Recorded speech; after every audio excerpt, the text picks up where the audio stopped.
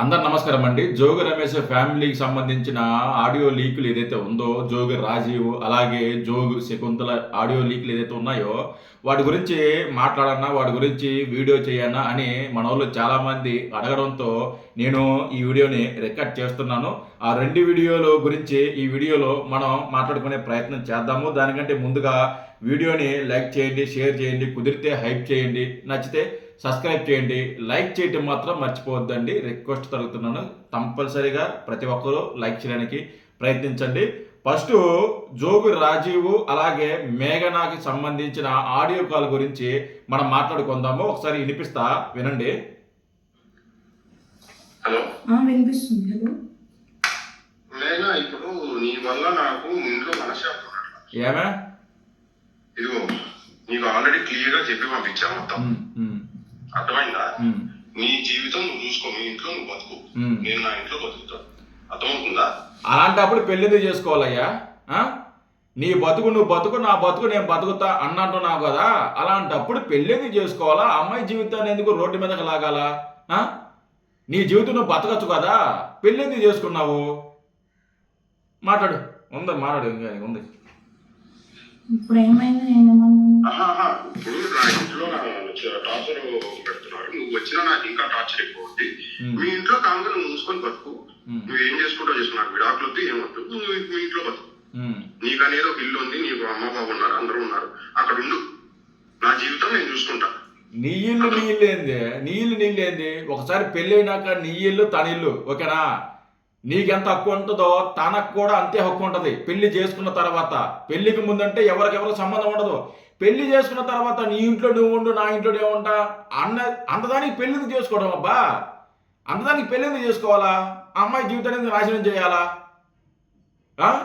ఇప్పుడు అరుస్తాడు చూడండి. ఇప్పుడు మనోడు ఇక్కడికి వచ్చినా నీకేం, నేను వెళ్ళిపోతా. ఇప్పుడు వెళ్ళిపో, నేను ఇంట్లో ఉన్నాను. ఇక్కడికి వస్తే కనుక అసలు ఏమైందండి? నువ్వు రాకు, నువ్వు నీ ఇంట్లో ఉండు. నువ్వు నీ ఇంట్లో ఉండవమ్మా. ఎవరు నువ్వు?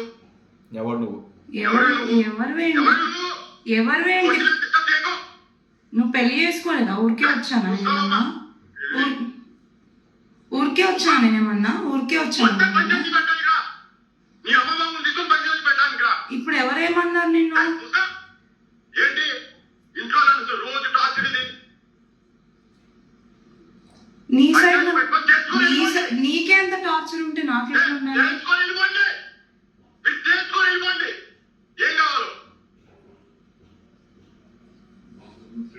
అసలు ఏమైంది? ఎందుకు అరుస్తున్నావు అట్లా? ఇప్పుడు ఎవరేమన్నారు నిన్ను? నేనైతే నేను ఫోన్ చేయట్లేదు, నేను డిస్టర్బ్ చేయట్లేదు.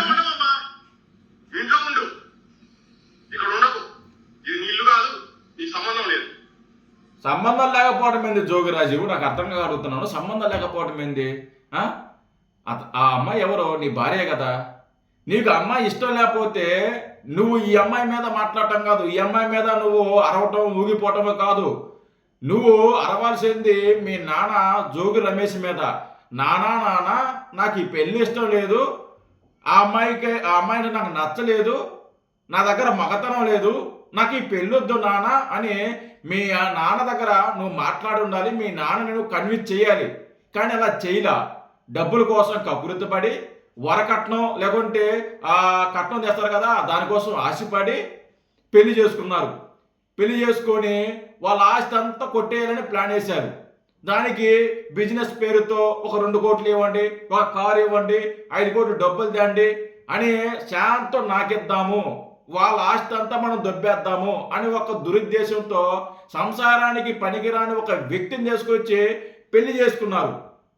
నీకు అంత ఇదే ఉంటే నువ్వు మీ నాన్నని కన్విన్స్ చేసి ఉండాలి.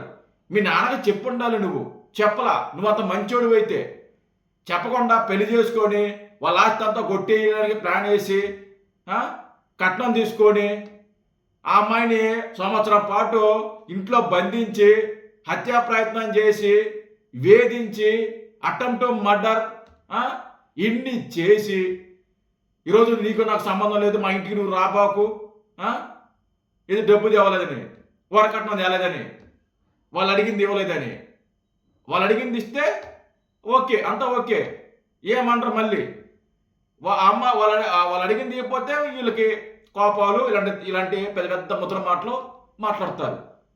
మాట్లాడాల్సింది తిట్టాల్సింది ఈ అమ్మాయిని కాదు. ఈ అమ్మాయి మీద తిట్టాల్సిన హక్కు మీకు లేదు. ఇప్పటికే ఆ అమ్మాయి జీవితాన్ని నాశనం చేశారు మీరు. ఆ అమ్మాయిని నడి రోడ్డు మీద పెట్టారు మీరు. ఆ అమ్మాయిని చంపడానికి ప్రయత్నించారు.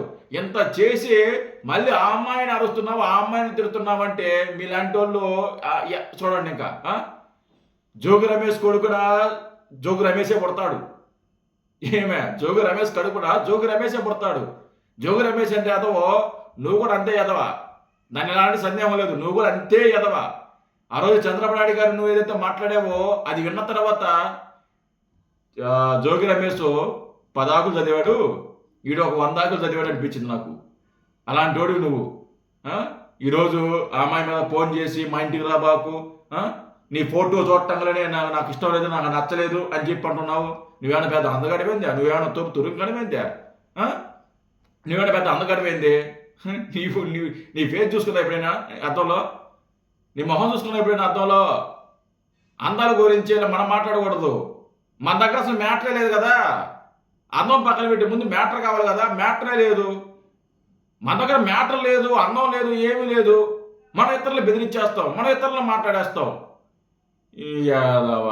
యాదవలారా ఇలాంటి వాళ్ళ కోసం ఏ స్పందిస్తామండి చెప్పండి?